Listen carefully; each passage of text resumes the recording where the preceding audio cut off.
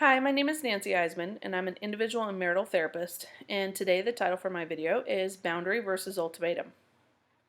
I cannot tell you how many times I've helped folks who have difficulties having boundaries to develop better ones, only to have their spouses get super reactive to those new boundaries by screaming about how, well, he or she has taken to giving me ultimatums. Happens all the time. Well, what is the difference between the two? Well, let's start by talking about what boundaries are. Boundaries are the statements made by anyone that let others know what they won't tolerate. I may have a boundary that states, I will not accept anyone calling me names. That's a valid boundary. It's not safe or productive to name call, even during conflict. Good boundaries come with consequences. If they don't have consequences, are they really doing any good at all? It would be like your mom telling you that you cannot have a cookie, but since you know she has no intention of enforcing that directive, you walk right past her and grab one anyway and start munching away. And then what happens? She does nothing. Not much of a boundary, and it does absolutely no good. All it really does is undermine the respect she can expect from her child. So many times I hear people say, but it's just so much easier to let them do it anyway. I'm so tired of fighting it. I understand being a tired parent or spouse. Whether we're a stay-at-home mom or dad or work outside of the home, by the end of the day, we're just plumb wore out. These are the battles, however, that must be won with our kids, and hopefully when they're still very little. The same is true with our other relationships, and the sooner the better.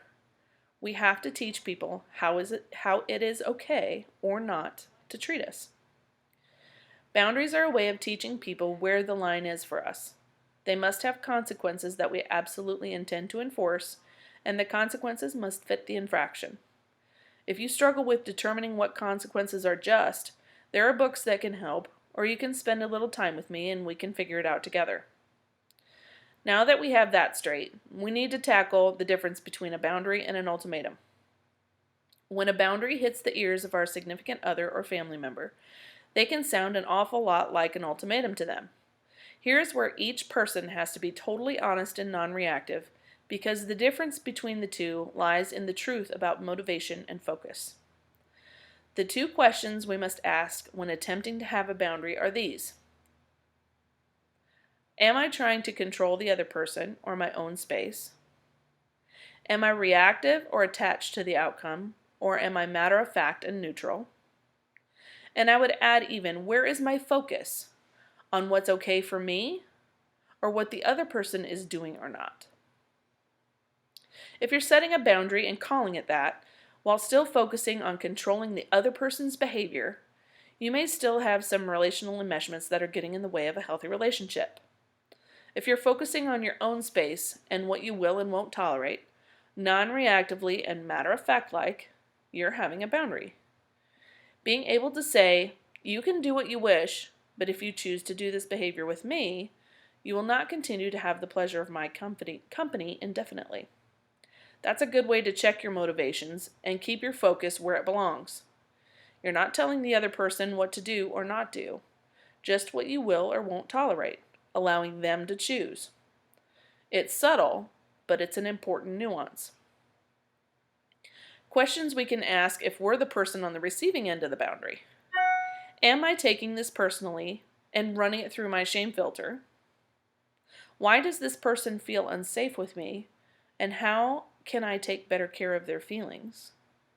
What has happened throughout our relationship that is so painful for this person that they're having to say, ouch, so strongly? Because we don't have to have boundaries with people who are safe. Yeah, I know it's not that easy, right? And you're correct, it's not easy. Just because something isn't easy doesn't mean it's not possible or right. You have to have a pretty good handle on your own issues and reactivity, and have a very large dose of humility in your heart to pull this off. Can you do it? Can you allow your partner to have their own space, to breathe and feel safe with you? Can you take ownership of how you've hurt them, even if you aren't aware of it? Remember, people don't need to have boundaries with people who are safe. Well, I hope you enjoyed our chat today. and thanks for stopping by.